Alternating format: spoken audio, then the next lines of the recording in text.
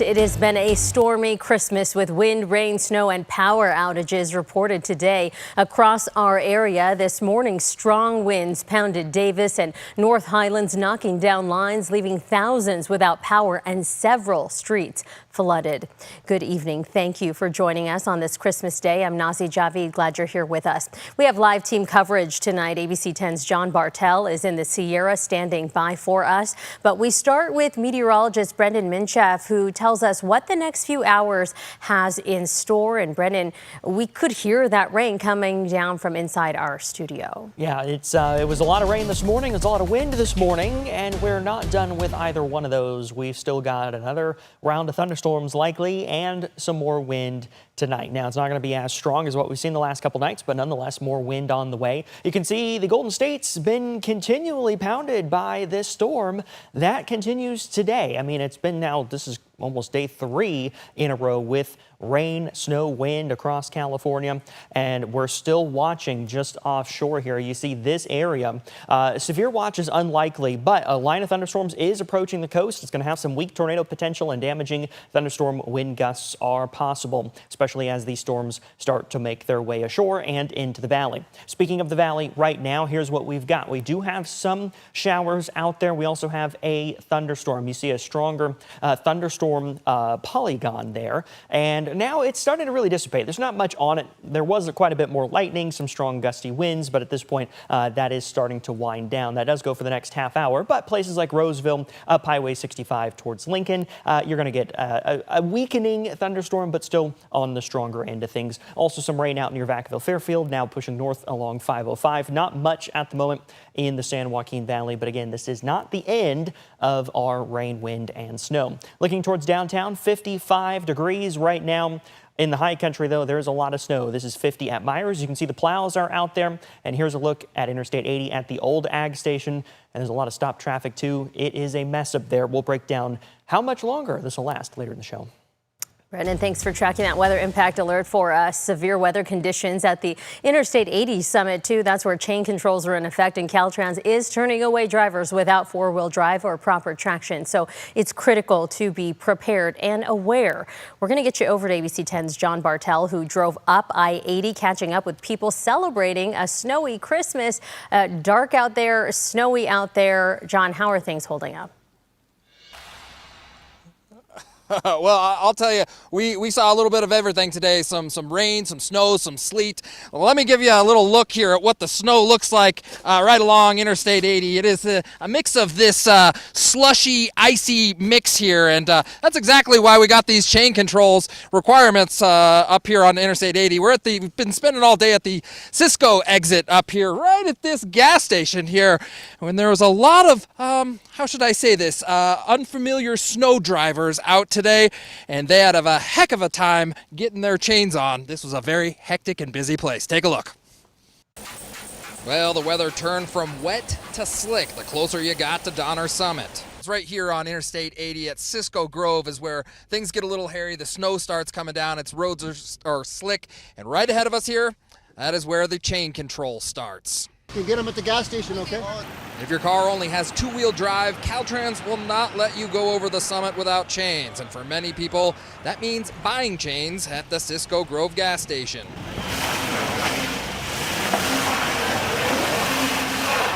Boy, was it hectic at the Chevron parking lot. Many unprepared drivers slipping and sliding to get gas or chains. This guy in shorts and sandals was really caught off guard. This doesn't look like the best shoes to be walking around in. Yeah, that's okay. How are your feet right now? Are they cold?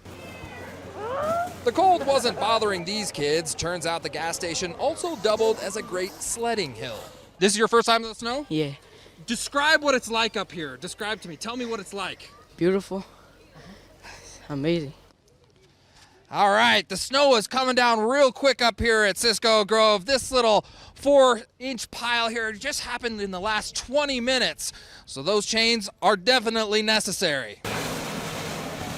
As more snow came down in the parking lot, a lot more people without chains were getting stuck, some needing a little help from this reporter. Snow on the ground wasn't the only problem. It is quite amazing how fast this snow is coming down here. I don't know if this little eating area is going to be safe enough. The roof here is starting to collapse. Despite the mess in the parking lot, many travelers did manage to get chains on their cars. But there is one thing for certain for many of these drivers. Are you guys going to be late? We definitely are going to get late.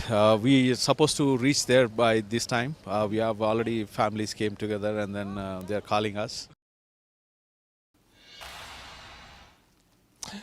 Yeah, so I talked to the chain control people out here, and they were saying that this wet, sloppy snow, there's a good chance it's going to cool down and it'll turn into icy, slick snow out there. So they say don't come up here unless you've got your chain control, or better yet, if you don't have to come up, don't come up. John Bartel here at Cisco Grove. Back to you.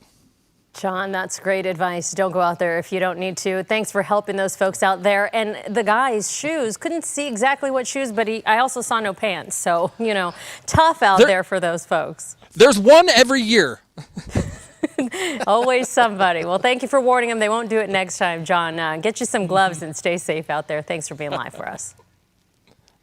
All right, several areas have seen flooding through the last few days, too, due to all of this wet weather. ABC 10's Jenny Huz live in Citrus Heights now, where the rain is coming down there, and you can hear it. And it was a very busy roadway that was flooded out there. Jenny, we hear people stepped in to help.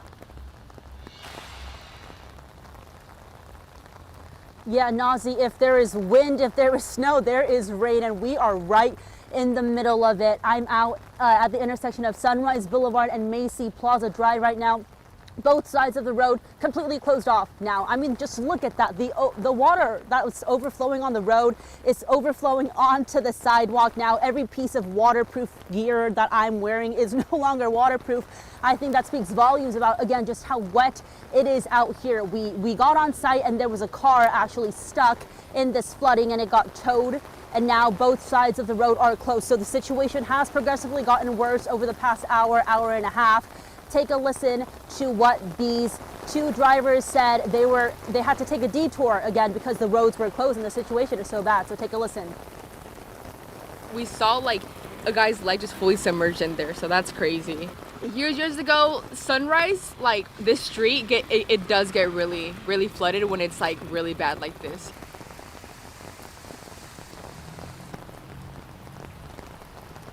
And look, it's a bit hard for me to hold on to my umbrella now as well. That wind is picking up. And again, just to show you this water that's just getting bigger and bigger and taller out here on the road. You can see the wind really pick up as well. So I think the visuals here really show you again how deep this is and how windy it's getting. And city officials out here that I spoke to earlier said this is because that storm drain is getting clogged up. That's happening citywide and statewide as well. And so that is the reason for a lot of these streets overflowing. Again, for now, this area is closed off. So please plan on taking a detour or avoid the area if you can. You can see right now that rain is picking up. It's coming down harder. It's coming down sideways and the wind is picking up. So Nazi, I'm going to toss it back to you in studio for now, but stay safe out there and please drive carefully.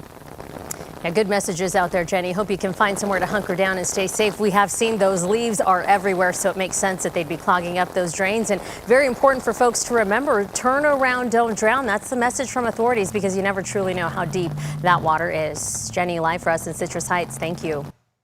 Sacramento area saw gusts of up to 45 miles an hour last night and early this morning. Several areas saw power outages early this morning, too. You're looking at video from Yolo County where thousands were without power there. Storm conditions caused downed trees, power lines, and more than 11,000 customers in North Sacramento were in the dark this morning. More than 10,000 in Nevada County were in the same situation on Christmas morning. More than 7,000 customers in Yuba County were also affected. PG&E says crews are working to restore service, but as storm conditions continue to worsen, people may see their power go out later tonight as well. So make sure to be prepared, have that flashlight, have those batteries on hand, and just be ready for anything.